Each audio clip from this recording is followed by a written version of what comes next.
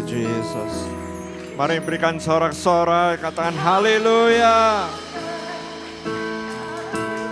Kami bersyukur Bapa, kami tahu bahwa Engkau layak menerima semua hormat, pujian, penyembahan, ucapan syukur. Terima kasih Tuhan Yesus, karena Engkau telah menang dan Engkau memberikan kemenangan itu bagi kami semua. Terima kasih Tuhan Yesus. Hari ini saat firman-Mu disampaikan, kami ingin membuka hati kami dan kami ingin mendengar dan mengalami apa yang telah Engkau sediakan bagi anak-anak-Mu. Di dalam nama Tuhan Yesus, kita semua yang percaya katakan amin. Amin. Haleluya. Saudara-saudara tetap berdiri. Hari ini kita ingin menyambut hamba Tuhan, Evangelis Cindy Wijaya. Tuhan sudah memberkati hambanya dengan luar biasa. Dan Tuhan membawa dia dari kemuliaan kepada kemuliaan yang lebih besar. Dan hari ini Tuhan mempunyai pesan firman untuk kita semua. Tapi saya juga percaya ada impartasi untuk kita semua. Mari kita berikan tepuk tangan, kita sambut Evangelis Cindy Wijaya. Please welcome to the stage.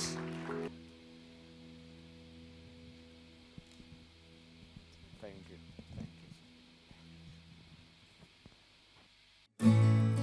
And how shall they preach unless they are sent? As it is written, how beautiful are the feet of those who preach the gospel of peace, who bring glad tidings of good things. Puji Tuhan, terima kasih untuk kesempatan yang diberikan pada saya, untuk Pastor Jesaya Henubau dan juga Pastor Dina Henubau. Terima kasih sudah memberikan kesempatan ini. Saya bersyukur pada Tuhan dan saya menyambut semuanya. Shalom sekali lagi. Shalom. Ya, puji Tuhan. Jadi saya sungguh tersentuh hari ini dengan puji-pujian yang kita alami barusan. Karena semuanya itu ada di hati saya. Dan saya sangat ingin menyanyikan semua lagu itu tadi. Puji Tuhan. Terutama saya sampai tulis loh di sini. Ini ya ada tulisannya. Saya tulis di sini day and night. Mari kita bangkit berdiri. Day and night, night and day, let incense arise. Puji Tuhan. Mari kita berikan kemuliaan bagi Tuhan kita Yesus Kristus. Lebih meriah lagi bagi Tuhan kita Yesus Kristus. Raja di atas segala raja. Terima kasih. Ini saya ingin memulai khotbahnya langsung aja. Nggak usah terlalu banyak introduction. Jadi judul dari khotbah hari ini adalah God's Holy Chamber atau tempat kudus Tuhan. Jadi saudara-saudara paham ya mengapa saya ajak menyanyi sekali lagi day and night. Night and day, let incense. Saya nggak pintar nyanyi, mohon maaf. Ya, oke. Jadi itulah sebabnya saya ajak menyanyi sekali lagi. Luar biasa. Betapa ini benar-benar gambaran dari God's Holy Chamber. Gambaran dari tempat kediaman Tuhan, di mana harus selalu ada puji-pujian yang naik. Yang menjadi dupa yang berbau harum di hadapan Tuhan. Amin saudara-saudara. Khotbah hari ini mengenai Raja Hizkia. Ketika dia dinobatkan menjadi raja, kita akan baca langsung aja dalam 2 Tawarikh pasal yang ke-29. Ya, jadi kita akan mengikuti alurnya ini, kita akan lompat-lompat ya. Jadi dimulai dari ayat yang ketiga. Pada tahun pertama pemerintahannya, dalam bulan yang pertama, tolong ditandai itu, tahun pertama, dalam bulan yang pertama, ia membuka pintu-pintu rumah Tuhan dan memperbaikinya. Ayat yang kelima, katanya kepada mereka, jadi Raja Hizkia mengumpulkan orang-orang Lewi untuk melayani di bait Allah itu. Katanya kepada mereka, dengarlah hai orang-orang Lewi. Sekarang kuduskanlah dirimu dan kuduskanlah rumah Tuhan, Allah nenek moyangmu. Keluarkanlah kecemaran dari tempat kudus. Jadi kalau kita mengingat pada masa perjanjian lama ya, kita nggak bisa langsung berkumpul seperti ini.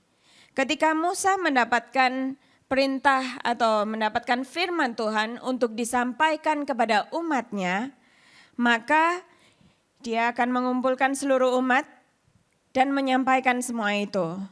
Dan sebelumnya Musa akan memerintahkan agar seluruh umat menguduskan dirinya. Benar ya saudara? Jadi berapa banyak dari kita yang sebelum hadir ke tempat ini sudah terlebih dahulu menguduskan diri? Apakah kita sudah menguduskan diri kita sebelum kita mendengarkan firman Tuhan? Paling tidak. Ini adalah sesuatu yang basic. Adalah sesuatu yang dasar. Jadi di situ ditunjukkan bahwa Raja Hizkia baru saja dilantik saudara-saudara. Untuk seorang raja yang baru dilantik, mungkin lebih gampang dibayangkan sebagai seorang presiden yang baru dilantik. Pastinya sibuk dengan susunan kabinet dan lain-lain. Dan banyak strategi-strategi ekonomi, politik yang harus disusun terlebih dahulu. Banyak meeting yang harus dilakukan. Tapi ternyata yang lebih penting bagi Raja Hizkia yaitu adalah rumah Allah. Tolong diperhatikan bahwa hati kita adalah tempat kudus Tuhan. Sebenarnya kita nggak jauh-jauh memikirkan, oh bait Allah, ini loh bait Allah ada di sini. Hati kita adalah tempat kudus Tuhan itu sendiri. Jadi bagaimana kita harus memperlakukan hati kita, bait Allah yang ada di dalam kita ini, mari kita pelajari sambil kita dengarkan firman Tuhan ini. Jadi hati kita, tertulis di situ, adalah tempat kudus Tuhan, di mana Tuhan bertahta. Raja Hizkia adalah anak dari Raja Ahaz. Jadi sebelum dia, ayahnya yang memimpin bangsa Yehuda. Dan semasa pemerintahan Raja Ahaz inilah yang terjadi. Oleh sebab itu Raja Hizkia mengumpulkan orang-orang Lewi. Jadi kita mau tahu apa sih penyebabnya? Karena nenek moyang kita melakukan apa yang jahat di mata Tuhan. Allah kita telah meninggalkannya. Mereka telah memalingkan muka dari kediaman Tuhan dan membelakanginya. Bahkan mereka menutup pintu-pintu balai rumah Tuhan dan memadamkan segala pelita. Mereka tidak membakar korban ukupan dan tidak mempersembahkan korban bakaran bagi Allah. Padahal tadi sudah dengar ya, saya kasih bocoran ya lagunya. Day and night, night and day, let incense arise. Benar ya? Akhirnya saya berhasil. Suara saya nggak bagus, mohon maaf. Ya begitulah, jadi di dalam bait Allah harus selalu ada korban bakaran. Harus ada puji-pujian. Banyaklah yang harus terjadi dalam bait Allah. Kita semua sudah perhatikan mulai pagi ya. Apa yang terjadi di sini? Ada doa. Ada firman Tuhan seperti sekarang. Ada puji-pujian. Ada penyembahan. Ada apa lagi saudara? Nanti masih ada apa? Persembahan, benar ya? Jangan dilewatkan itu adalah bagian yang sangat penting. Lalu kita lanjutkan ya. Ketika kita melupakan kebaikan Tuhan, itu akan membawa kita ke ambang kehancuran. Saudara-saudara, ini harus sangat diperhatikan. Karena inilah dampaknya yang sebentar lagi kita baca di ayat yang ke-8 dan 9. Sehingga murka Tuhan menimpa Yehuda dan Yerusalem. Bait Allahnya ditutup. Akibatnya apa? Murka Tuhan menimpa Yehuda dan Yerusalem. Ia membuat mereka menjadi kengerian. kedahsyatan dan sasaran suitan seperti yang kamu lihat dengan matamu sendiri. Karena hal itulah nenek moyang kita tewas oleh pedang dan anak-anak lelaki dan anak-anak perempuan kita beserta istri-istri kita menjadi tawanan. Wow, betapa berbahayanya kalau kita lihat ayat ini. Karena bait Allah itu ditutup, tidak ada aktivitas di dalam bait Allah.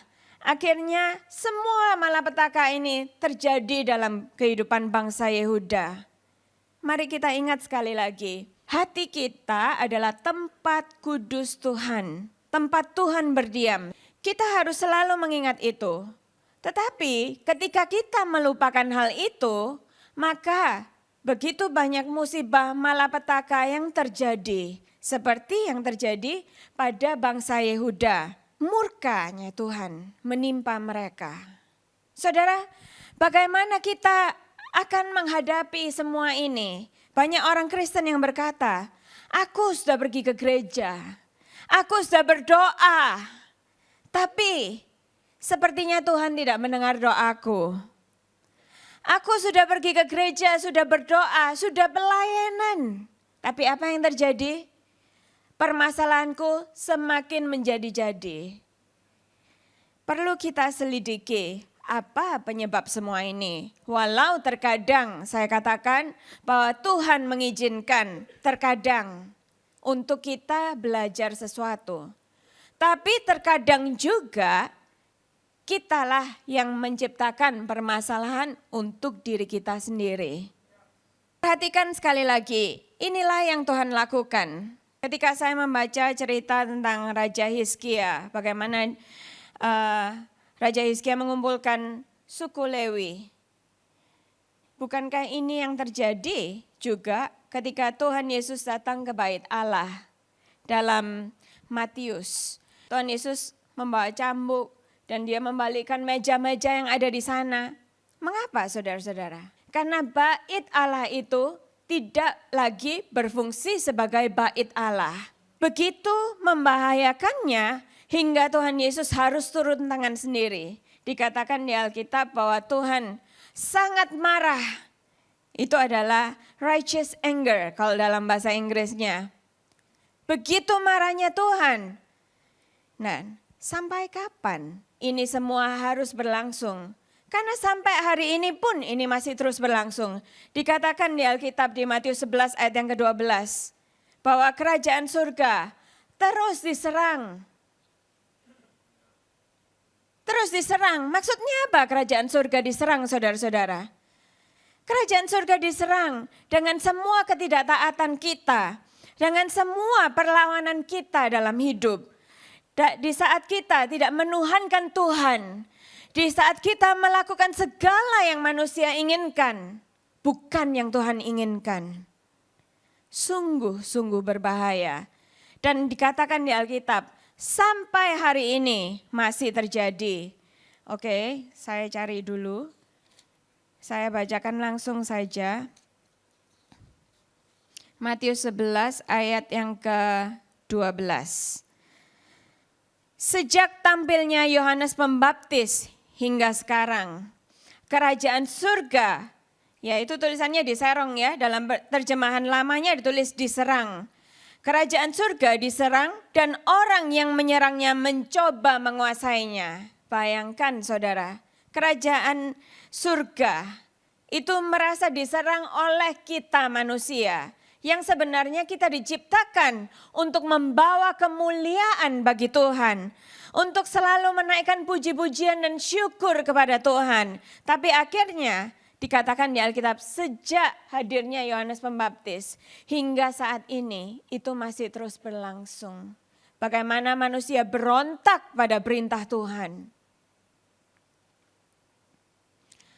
Dan setelah bait Allah itu akhirnya dibersihkan dan diperbaiki, akhirnya dalam 2 Tawarikh pasal yang ke-29 ayat yang ke-10. Sekarang aku bermaksud mengikat perjanjian dengan Tuhan Allah Israel supaya murkanya yang menyala-nyala itu undur daripada kita. Inilah ungkapan dari Raja Hizkia. Dia ingin mengikat perjanjian dengan Tuhan. Saudara, saya ingin saudara-saudara membuka hati Anda. Di saat kita mengikat perjanjian dengan Tuhan, di detik itulah Tuhan akan ambil alih kehidupan kita. Artinya apa, saudara? Di saat Tuhan ambil alih kehidupan kita, segala tantangan kita akan menjadi tantangan Tuhan sendiri. Bukan lagi tantangan pribadi kita. Di saat Tuhan mengambil alih. Tapi untuk Tuhan ambil alih, kita harus membuat perjanjian. Harus mengikat perjanjian dengan Tuhan. Siapa dari kita yang sudah mengikat perjanjian dengan Tuhan? Mengikat perjanjian itu bukan di saat kita bilang, oh ya hari ini aku terima Tuhan Yesus sebagai Tuhan dan Juru Selamatku. Bukan. Hari itu mengakui, menerima Tuhan, belum mengikat. Di saat kita mengikat perjanjian dengan Tuhan, itu sudah melalui proses kita mengatakan, sekali Tuhan tetap Tuhan. Amin, saudara. Bisa dikatakan bersama saya, sekali Tuhan tetap Tuhan. Sekali Tuhan, ya seperti itulah mengikat perjanjian dengan Tuhan. Jadi Raja Hizkia hendak mengikat perjanjian dengan Tuhan supaya murka Tuhan yang tadinya menyala-nyala, hukuman yang menimpa bangsa Yehuda itu bisa dihentikan. Nah saudara, selanjutnya saya nggak akan baca satu persatu, sangat panjang. Saya ingin Anda mengambil waktu untuk membaca sendiri seluruh kisah tentang Raja Hizkia ini. Terutama yang saya tekankan itu dari 2 Tawari pasal yang ke-29, 30, 31, ayat yang ke-17. Pekerjaan menguduskan itu akhirnya dimulai. Pekerjaan menguduskan itu apa saudara-saudara? Sanctification. Pengudusan itu seperti yang Tuhan katakan dalam Matius 26 ayat 41. Tuhan katakan, watch and pray. Berjaga-jagalah dan berdoalah. Berjaga-jagalah inilah yang dimaksud dengan pengudusan itu. Karena sebelum kita menguduskan diri, maka kita nggak akan bisa berdoa. Sekalipun kita berdoa, tidak didengar saudara-saudara. Kalau kita tidak mengikuti jalan Tuhan, kita tidak akan didengar. Dalam Mazmur dikatakan bahwa kalau kita itu menghargai dosa, menghormati dosa, mau punya toleransi dengan dosa, maka Tuhan tidak akan mendengar doa kita. Kalau kita tidak melakukan berjaga-jaga ini, maka kalaupun kita berdoa, itu semua akan sia-sia. Ini termasuk perintah terakhir sebelum Tuhan Yesus mati di atas kayu salib. Adalah penting bagi kita untuk memastikan hati kita sejalan dengan Tuhan dengan melakukan yang benar melalui pengampunan ilahi. Inilah berjaga-jaga itu. Jadi kita harus melakukan pembetulan hidup dengan perjalanan kita dengan Tuhan. Saat kita salah melangkah, kita harus membetulkan terlebih dahulu, baru Tuhan akan mendengarkan kita. Sungguh semuanya ini sangat basic, tapi banyak dari kita melupakan yang basic ini. Sangat penting bagi kita untuk memastikan hati kita sejalan dengan Tuhan. Untuk melakukan yang benar melalui pengampunan ilahi. Karena di saat kita minta ampun pada Tuhan atas segala kesalahan kita, kekhilafan kita, kekurangan kita, kelemahan kita, di saat itulah Tuhan akan memberikan kasih karunia-Nya. Jadi dilanjutkan dalam 2 Tawari pasal yang ke-29 ayat yang ke-31. Sekarang setelah semuanya dikuduskan kembali, sudah melakukan pembenaran, maka Raja Hizkia mengatakan, sekarang kamu telah mentahbiskan dirimu untuk Tuhan.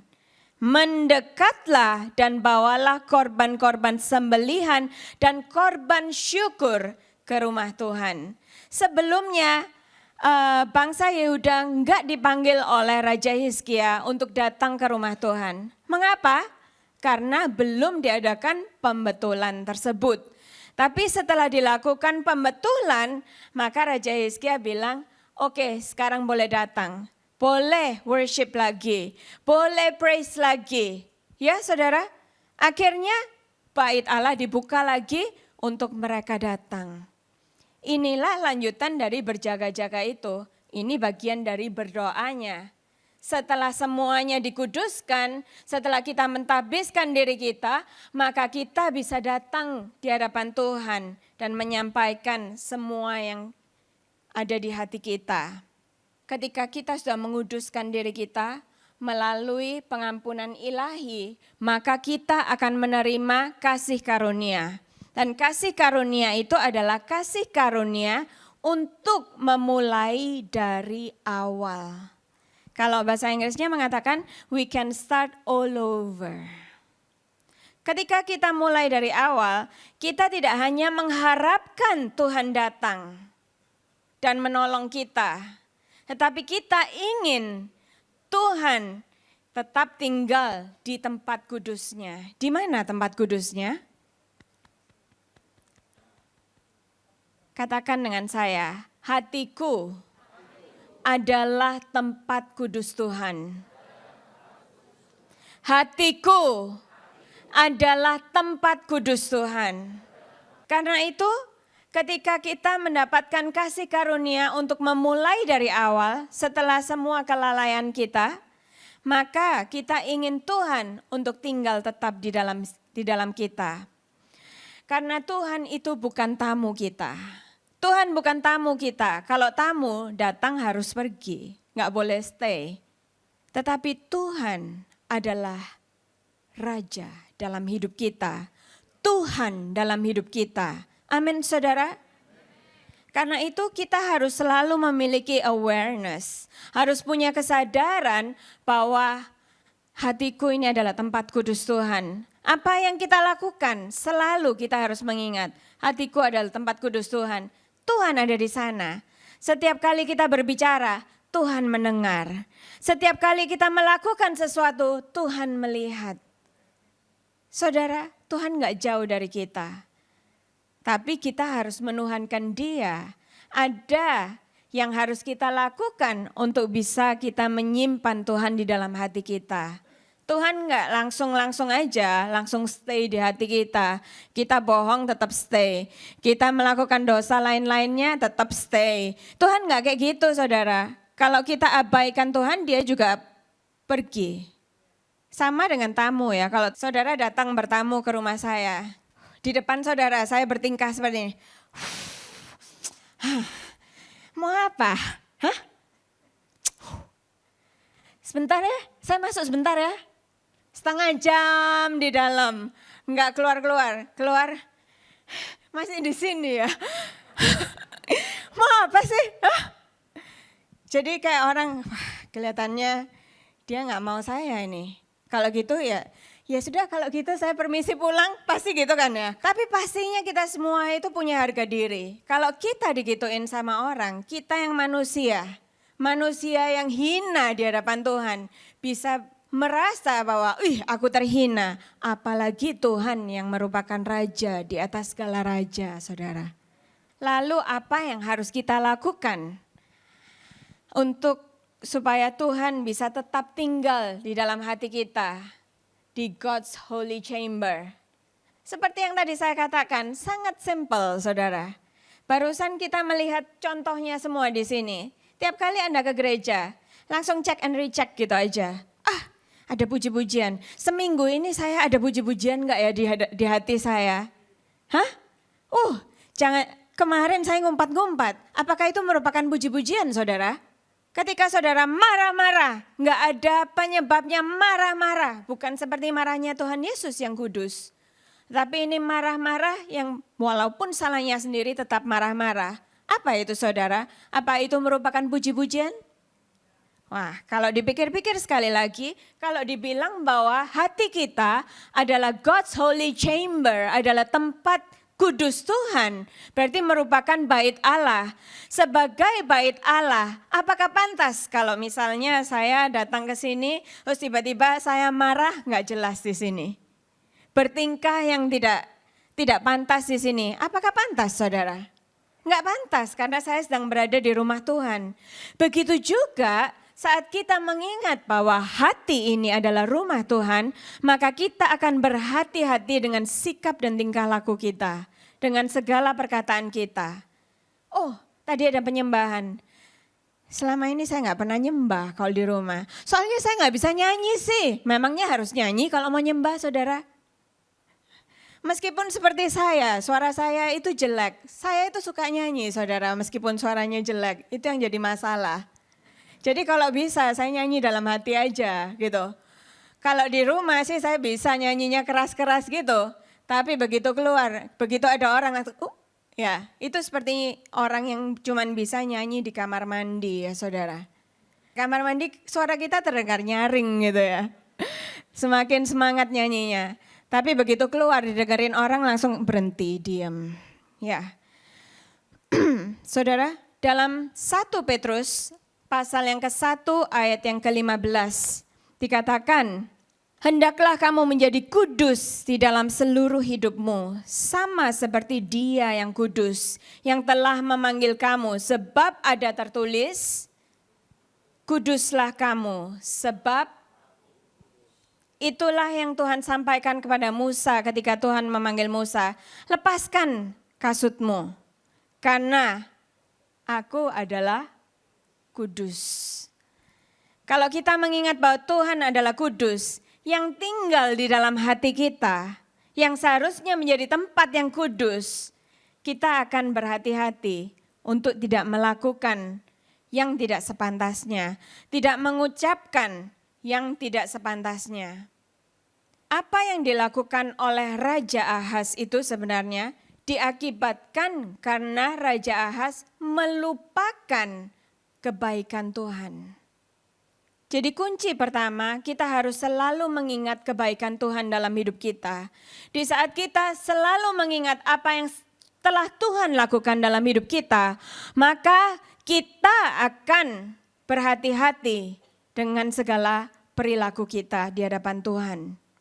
Saya cerita sedikit ya. Jadi ketika saya baru ingin memulai, itu wow, tantangannya sungguh besar saudara-saudara. Dan tak terhingga jumlahnya. Satu demi satu muncul. Dan tantangannya bukan tantangan yang kecil. Tantangannya besar-besar semuanya yang di luar kemampuan dan kuasa saya. Dimulai dari awal ya. Ketika mau mulai mendirikan, kurang satu orang, saya bingung harus apa. Siapa yang mau dimintain tolong, saya juga nggak tahu harus apa saudara. Bagaimana caranya, saya juga nggak tahu. Peraturannya apa, saya semuanya nggak tahu saudara. Terus akhirnya Tuhan menolong saya. Ketika Tuhan sudah menolong saya mulai lagi. Waktu itu saya memikirkan, oh ya saya nanti pengennya itu seperti ini. Jadi saya mulai ke internet untuk lihat harga-harga. Ketika lihat harga-harga itu, saya jadi kaget gini. Karena saya nggak pernah punya bayangan sebelumnya. Karena ini adalah sesuatu yang spontan yang Tuhan kasih ke hati saya, langsung yes gitu. Jadi ketika semua itu terjadi, saya sampai gini, wow, saya semua ini gimana caranya Tuhan? Tapi kalau tanpa semua ini juga nggak mungkin Tuhan. Saya pusing 7 keliling saudara. Saya berdoa, besoknya Tuhan beri jawaban melalui ayat bahwa nggak perlu khawatir. Cuman gitu aja. Akhirnya saya tetap pegang janji Tuhan. Dan akhirnya saudara, memang benar. Saya nggak tahu gimana caranya, semua terjadi begitu saja. Semuanya terjadi, Tuhan yang memenuhi semuanya. Saudara-saudara, ketika saya mengalami permasalahan berikutnya, yang juga nggak kalah hebatnya lagi, saya mulai mengingat, I love you Lord, oh your mercy never failed me, in darkest night, you are close like no others. Ngapain saya takut? Kemarin Tuhan menolong saya. I've known you as a father. I've known you as a friend. Saya nggak usah khawatir lagi. Saya tahu Tuhan pasti akan menolong saya. Dan semuanya akhirnya benar-benar Tuhan tolong saudara. Terima kasih. Dan selanjutnya ketika saya sedang membuat website ya. Saya serahkan pada orang yang katanya mau menolong saya. Tapi ternyata 2 minggu sebelum saya akhirnya launch, akhirnya saya go public atau apa istilahnya, go public pelayanannya, itu ternyata 10% pun tidak jadi saudara. Saya mau pingsan rasanya, ini mau diserahkan ke siapa saya juga nggak tahu. Akhirnya saya pikir apa, Tuhan tolong saya akan ambil alih. Saya ambil alih saudara, nggak ngerti, saya ngelihat itu sampai mau nangis, benar-benar saya mau nangis. Dan sempat hampir menitikkan air mata. Terus saya pikirnya saya mau curhat ke mama saya. Saya cerita, "Mah, ini ternyata gini. Terus mama saya bilang gini, "Aduh, terus gimana ya? Wah, kok jadi tangis-tangisan begini ya? Kasusnya kok jadi semakin pelik gini buat saya." Saya bilang, "Mah, nggak usah khawatir. Saya pikir kalau 2 orang sama-sama down seperti ini, kita nggak akan bisa melalui semua ini. Karena itu saya harus bangkit." Saya bilang, "Ma, nggak usah khawatir. Karena semua ini hanya ujian. I will sing of the goodness of God." Naik dong bantu saya. Ya. Jadi waktu itu saya bilang, "Ma, nggak usah khawatir. Tuhan pasti akan menolong saya. Karena yang kemarin masalahnya nggak kalah hebat. Masalahnya besar-besarnya luar biasa. Saya nggak sanggup, tapi Tuhan menolong. Yang ini pun Tuhan akan menolong." Saya bilang gitu. Saya katakan apa? Ayo, I will sing Of the goodness of God. Ya, yang kurang pemain keyboardnya. Mana pemain keyboardnya? Pemain keyboardnya suruh ke sini. Ya, stay di sini aja. Dikasih kursi, mau kursi? Ya, jadi waktu itu saya sampai, waduh bagaimana ini? Terus akhirnya saya kerjakan seperti ini, 3 hari 3 malam, 1 permasalahan saya nggak bisa pecahkan. Mama saya mulai telepon sana, telepon sini. Ada yang bisa buat website ya? Tahu siapa yang bisa ya? Anak saya ini gini. Saya sampai gini, "Ma, sudah nggak usah. Saya tahu Tuhan pasti menolong saya. Karena saya percaya, I will sing Of the goodness of God. Wow, akhirnya saya berjuang, saya berhenti, saya tutup laptopnya, saya bilang sudah nggak mungkin ini. Pokoknya saya nggak akan memulai lagi, laptop ini nggak akan saya buka sampai Tuhan memberi saya inspirasi. Akhirnya saya nyantai, waktu saya lagi nyantai, tiba-tiba seperti ini caranya. Langsung saya lari ke laptop saya. Akhirnya setelah semua itu saya lakukan, apa yang terjadi saudara-saudara? I will sing of the goodness of God. Bukan yang itu. All my life you have been faithful. Boleh bantu saya? All my life Mari kita bangkit you have berdiri. been so good. With every breath that I am able, I will sing of the goodness of God. Bos. Saudara-saudara, pastinya kita di sini banyak yang mengalami masalah. Kita pikir, saya tiap minggu nggak pernah absen, selalu hadir di gereja. Tapi Tuhan, kenapa tidak tolong saya sampai sekarang? Mungkin bait Allah Anda tertutup selama ini. Mungkin bait Allah itu kotor dan perlu diperbaiki, saudara. Coba cek hati kita. Bagaimana sepanjang minggu? Apakah ada aktivitasnya bait Allah yang Anda lihat di sini dalam hati kita? Cek. Kalau nggak ada, bagaimana kita bisa mengharapkan? All my life you have been faithful. Buka hati Anda. All my life you have been so good. Kalau dipikir-pikir, semua orang pasti punya kesaksian. Mulai dari sejak kita lahir sampai hari ini. Kita nggak bisa bilang, saya nggak pernah mengalami kebaikan Tuhan. Itu sebabnya dalam hidup, ingatlah segala kebaikan Tuhan. Ketika kita tidak mengingat kebaikan Tuhan, maka bait Allah itu tutup. Tapi di saat kita mengingat, seperti saya, karena saya sedang bersaksi, akhirnya saya nyanyi apa? All my life you have been faithful. Yang keras saudara, kalau Anda pernah mengalami kebaikan Tuhan. All my life you have been so good. With every breath that I am able, I will sing of the goodness of God. All my life you have been faithful. All my life, and all my life you have been so good. With every breath that I am able, of the goodness of God.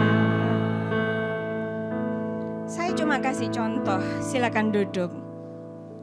Itulah yang harus terjadi dalam hati kita ketika kita menghadapi masalah. Bukan Tuhan gimana ini? Bukan. Mulai memuji Tuhan. Ingat kebaikan Tuhan. Di saat kita ingat kebaikan Tuhan, kita tahu kalau Tuhan gak mau tolong saya, dia gak perlu tolong saya kemarin. Kenapa dia harus tolong saya kalau hari ini dia gak mau tolong saya? Dia pasti akan menolong saya. Karena I will sing Of the goodness of God. Amin saudara. Wow. Tepuk tangan bagi Tuhan Yesus. Karena itu di dalam hati kita non-stop 24 jam harus ada apa?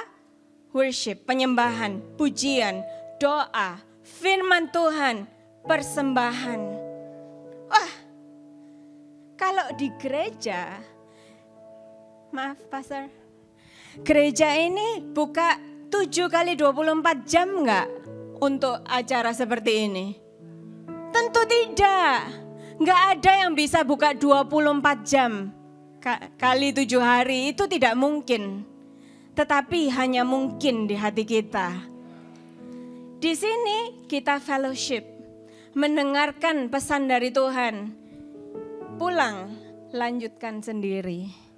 Bukan berhenti. Permasalahannya banyak orang, dia bilang, dia cuman sing, I will sing of the goodness of God. Di gereja, pulangnya, hoi, hoi, ngawur lu. Begitu masuk gereja lagi, puji Tuhan. Shalom, apa kabar? Aduh, sehat ya. Puji Tuhan. Begitu keluar gereja, jadi orang lain, saudara. Jangan begitu. Karena kita ini harus konstan 7 kali 24 jam. Amin, saudara. Karena itulah hati kita adalah God's holy. Wah, Anda paham nggak? Kalau paham suaranya itu nggak mantep gitu loh. Kalau paham tuh langsung jamnya gini. 1 kali 1 sama dengan 1. Karena paham. Hati kita adalah. Thank you. Kita lanjutkan ya saudara. Jangan terlena dengan I will sing. 2 Tawarikh pasal yang ke-30. Yuk. Kita lanjutkan cepat aja. Waktu saya tinggal berapa menit saya? Teruskan. Puji Tuhan. Kita lanjutkan ayat yang ke-27. Sesudah itu, para imam Lewi bangun berdiri dan memberkati rakyat. Suara mereka, saudara-saudara mari kita baca bersama-sama. Suara mereka didengar Tuhan dan doa mereka sampai ke tempat kediamannya yang kudus di surga. Saudara-saudara, ketika kita sudah menguduskan hati ini, ketika kita sudah memperbaiki, sudah rekonsiliasi dengan Tuhan, apa yang terjadi? Maka ketika kita berdoa, Tuhan mendengar suara kita. Karena doa kita naik sampai ke surga. Suaranya walaupun sampai ke surga, saudara. Karena Tuhan mengenal setiap bahasa kita. Dengan bahasa apapun, dengan gaya apapun kita menyampaikan doa kita pada Tuhan. Tuhan mendengar doa kita dari tempatnya yang maha kudus. Karena dia dekat di hati kita. Amin. Tapi kalau dia tidak dekat di hati ini gak ada Tuhan. Kita naikkan 1000 hari 1000 malam doa puasa, tidak akan ada hasilnya. Karena yang ada adalah murka Tuhan seperti yang terjadi pada masanya Raja Ahaz. Kemudian dari pasal yang ke-30 ayat yang ke-20 dan 21.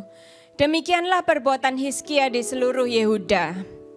Dalam setiap usaha yang dimulainya untuk pelayanannya terhadap rumah Allah dan untuk pelaksanaan Taurat dan perintah Allah, ia mencari Allahnya. Semuanya dilakukan dengan segenap hati sehingga segala usahanya apa saudara? Kita semua ingin doa kita dijawab Tuhan. Kita semua ingin saat kita pegang sesuatu, berbuah. Saat kita melakukan satu, cuan. Saat kita pegang sesuatu, wah untung besar. Itu loh yang kita mau. Tapi lebih dari itu, Tuhan menginginkan satu hal. Sebelum cuan-cuanan, sukses dulu di dalam hati. Ketika kita sukses di dalam hati, cuan pasti datang, saudara. Karena ada satu hal yang pasti, Tuhan pasti memenuhi kebutuhan kita. Apa yang dikatakan? Bahwa kasih karunia Tuhan itu selalu cukup. Dan memberikan semua yang kita butuhkan. Amin, saudara. Tapi kita gak akan bisa dapat kasih karunia tanpa pengampunan dari Tuhan. First, yang pertama pengampunan dulu. Setelah itu kita dapat kasih karunia. Kasih karunia yang bisa membuat kita untuk memulai dari awal. Dan kasih karunia itu yang membuat kita mendapatkan semua yang kita butuhkan. Amin saudara. Jadi saudara gak perlu dikejar-kejar yang lain itu. Makanya Tuhan katakan apa? Matius 6 ayat 3, yang ke-33. Tetapi carilah dahulu kerajaan Allah dan kebenarannya, maka semuanya itu, semuanya itu akan dicari. Sebentar. Saya baca lagi ya.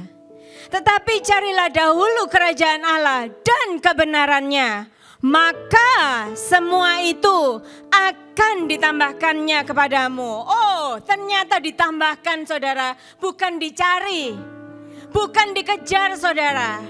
Jadi kenapa selama ini kok cari dan kejar? Yang sepanjang minggu sibuk nyari, sibuk ngejar yang lain-lain. Hari ini pegang firman Tuhan. Lakukan perbaikan supaya semua doa yang kita ucapkan dapat naik ke hadirat Tuhan. Tapi dikatakan katanya ada Di sini ada persembahan ya? Ada persembahan? Ada loh. Kotaknya aja di depan itu. Ada kotak persembahan, saudara. Tapi katanya tadi aktivitas bait Allah ini 24 jam. 7 kali 24 jam. Terus kotak persembahannya di dalam gereja yang katanya tutup. Gimana? Saudara-saudara, yang dinamakan persembahan itu bukan selalu ini. Manusia itu selalu pikirnya ini terus. Makanya yang dicari ini terus. Lebih dari itu, dikatakan dalam Roma pasal yang ke-12 ayat yang pertama. Dikatakan apa saudara? Persembahkanlah. Ya itu sudah ditampilkan. Karena itu saudara-saudara, demi kemurahan Allah, aku menasihatkan kamu supaya kamu mempersembahkan uangmu kah? Hah? Apa saudara? Supaya kamu mempersembahkan korban bakaran kah? Coba dibaca lagi. Alkitab saudara bilang apa? Bawa Alkitab ya ke sini. Coba tolong dibacakan. Karena itu saudara-saudara, demi kemurahan Allah, aku menasihatkan kamu supaya kamu mempersembahkan tubuhmu sebagai persembahan yang hidup, yang kudus, dan yang berkenan kepada Allah. Itulah ibadahmu yang sejati. Nggak ada yang tepuk tangan. Kalau I will sing of the goodness of God, nggak diminta langsung. Waktunya ini, persembahkanlah tubuhmu sebagai satu, persembahan yang hidup.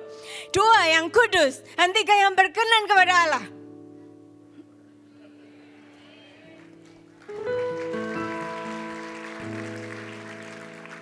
Saudara-saudara, nggak gampang memang.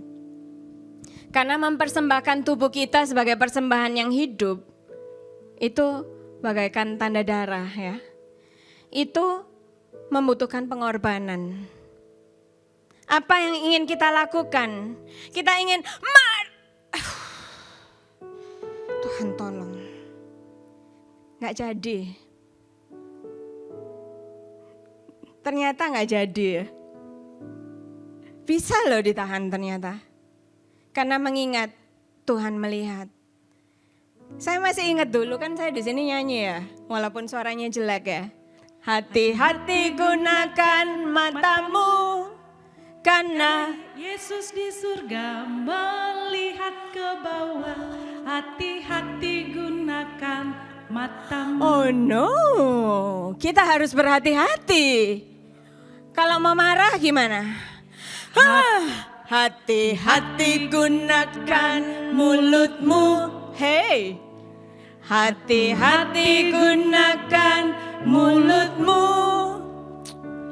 Karena Bapa Dia di sini. melihat ke bawah. Hati-hati gunakan mulutmu. Mau nggak mau hari ini Sunday School. Karena waktu Sunday School nggak masuk waktu nyanyi lagu ini. Semua nggak masuk. Saya ingatkan ya saudara. Jadi pentingnya menjaga. Itulah cara kita menjaga agar hati ini tetap menjadi God's holy chamber. Amin saudara. Kita harus selalu berhati-hati dengan segala yang kita lakukan. Carilah Tuhan selagi Dia masih bisa dicari dan ditemukan. Carilah Tuhan selagi Dia masih bisa kita temukan, saudara. Carilah Tuhan di dalam hatimu, dalam tempat kudusnya, di mana inspirasinya tidak akan pernah habis. Jadi kita bisa selalu menjadi berkat ketika hati kita ini menjadi bait Allah. Karena apa? Di saat orang sedang sedih, kita bisa mengucapkan sesuatu yang pas. Karena Tuhan memberi inspirasi. Ketika perusahaan lagi stuck, kita bisa mengungkapkan ide yang pas, yang bisa membangkitkan perusahaan. Ketika kita hubungan di rumah sedang kacau, kita bisa mengucapkan dengan ucapan dan nada pada waktu yang pas. Karena inspirasi yang gak pernah kering dalam hati kita. Amin saudara. Dan ketika kita memiliki inspirasi itu, ketika Tuhan tetap ada di dalam hati kita, saat kita bersama dengan Tuhan, mata kita akan melihat yang tidak terlihat. Apa yang orang lain masih belum bisa lihat, kita sudah lihat duluan. Amin. Telinga kita akan mendengar yang belum pernah disebut dan akan melangkah masuk dalam kesuksesan yang belum pernah terbayangkan sebelumnya, yang sudah Tuhan sediakan bagi kita. Seperti yang dikatakan dalam 1 Korintus pasal 2 ayat yang ke-9. Apa katanya? Apa yang mata belum pernah lihat. Dan tidak pernah didengar oleh telinga. Dan yang tidak pernah timbul di dalam hati manusia. Semua yang disediakan Allah untuk mereka yang amin. Karena hanya mereka yang mengasihinya akan menjaga hati ini sebagai God's holy chamber. Karena itu selalu ada puji-pujian. Sekalipun kita mau nangis, kita masih bisa memuji Tuhan. Sekalipun kita mau putus asa, kita tetap bisa menyembah Tuhan. Suara apa itu? Apa itu pertanda waktunya habis? Saya dengar sesuatu, saudara nggak dengar ya? Dengar nggak? Ada hog, katanya gitu. Wah, saudara-saudara, begitulah saya sampaikan. Jadi saya hanya ingin saudara-saudara setiap kali melalui apapun, selalu kita akan mengingat bahwa kita hidup harus menjaga hati ini untuk tetap kudus. Sebab hati ini adalah God's holy chamber.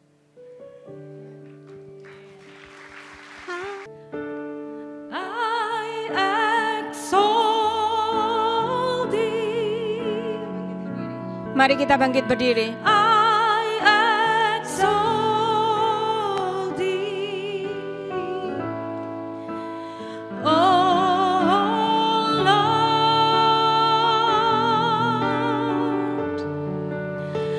I exalt thee. I exalt thee. I exalt thee, oh Lord. Saudara, saya ingin Anda ambil waktu untuk mengingat semua kebaikan Tuhan dan betapa jahatnya kita terhadap Tuhan, yang kita belum selalu menaikkan puji-pujian bagi Tuhan, belum selalu mengucapkan syukur kepada Tuhan. Saudara, Nehemia menyampaikan pada umat Tuhan bahwa kita semua sudah lupa akan yang telah Tuhan lakukan pada nenek moyang kita. Karena di saat kita mengingat apa yang telah Tuhan lakukan dalam kehidupan kita, maka kita akan mengetahui seberapa mampunya Tuhan dan seberapa besarnya Tuhan. Mari kita mohon ampun di hadapan Tuhan sambil kita meninggikan Dia. I exalt thee. I exalt thee. I exalt. Dan kami selalu mengomel Tuhan, marah-marah dalam hati Tuhan. Ampuni kami Tuhan. Ampuni kami Tuhan. Saudara-saudara, ketahuilah bahwa dalam setiap keadaan, karena hati ini adalah God's holy chamber, Tuhan menunggu, mendengar seseorang memuji dan memuliakan namanya. Siapa yang meninggikan Tuhan dengan segenap hatinya di tengah semua permasalahannya, maka Tuhan akan meninggikan engkau di dalam nama Yesus Kristus. Mari kita tinggikan Tuhan.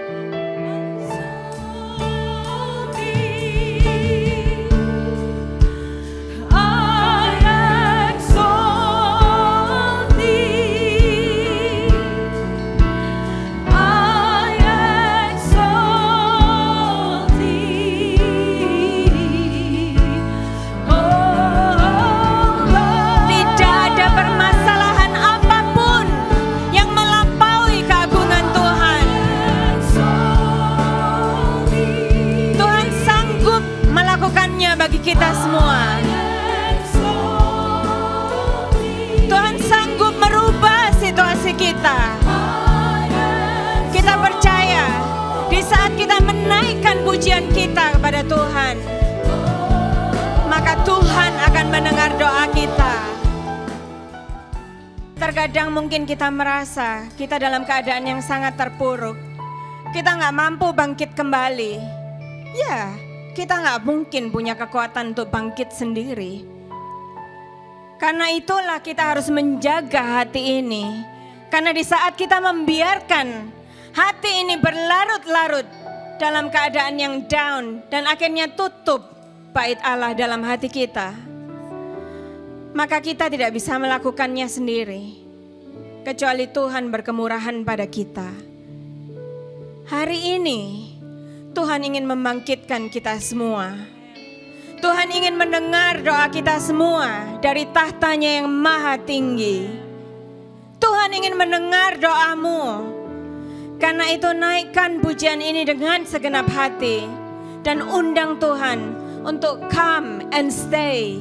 Untuk datang dan tinggal di dalam hati kita.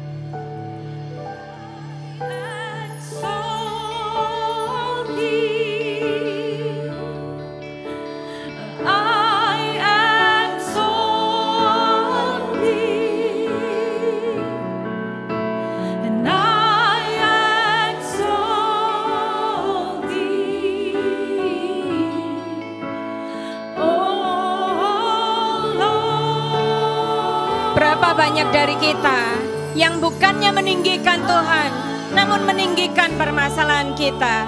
Ini saatnya kita untuk merendahkan permasalahan itu. Kita tidak perlu mendiskusikan permasalahan itu. Yang perlu kita diskusikan adalah betapa mulianya Tuhan, betapa Dia sanggup melakukannya bagi kita. Dalam nama Yesus Kristus. Terima kasih Tuhan. Terima kasih Tuhan untuk firman-Mu Tuhan. Kami rindu Tuhan, kami semua yang mendengar dengan hati kami Tuhan bisa merasakan, mengalami apa yang dialami oleh Raja Hizkia Tuhan. Ketika kami berseru Tuhan, Engkau mendengar dan menjawab kami Tuhan. Tuhan adalah Tuhan yang mendengar doa dan menjawab doa. Sampai hati ini benar-benar terbuka untuk Tuhan. Menjadi God's Holy Chamber. Maka Tuhan tidak akan mendengar doa kita. Biarlah Tuhan mendengar doa kita dari tempat yang maha tinggi. Kuduskan hati ini. Kuduskan hati ini. Lupakan semua permasalahan kita. Kita datang ke sini. Kita datang ke gereja. Bukan untuk mencari semua itu. Bukan untuk mencari berkat. Bukan untuk mencari kesembuhan. Bukan untuk mencari apa-apa. Tapi kita ingin memuji Tuhan. Dan selagi kita memuji Tuhan, maka berkat itu akan turun.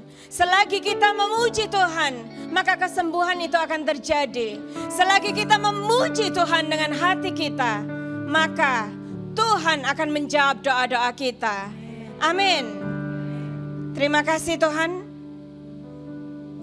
Berbicaralah terus ke setiap hati yang mendengarkan ini Tuhan. Agar mereka dapat pulang dan membuka hati mereka lebar-lebar sebagai God's Holy Chamber. Dan di saat mereka berdoa, Engkau akan mendengar mereka. Terima kasih Tuhan. Kami serahkan semuanya ke dalam tangan-Mu. Biarlah firman Tuhan ini dapat tumbuh dan berbuah-buah bagi kemuliaan nama-Mu. Di dalam nama Tuhan Yesus Kristus. Mari kita semua yang percaya katakan, amin. Terima kasih.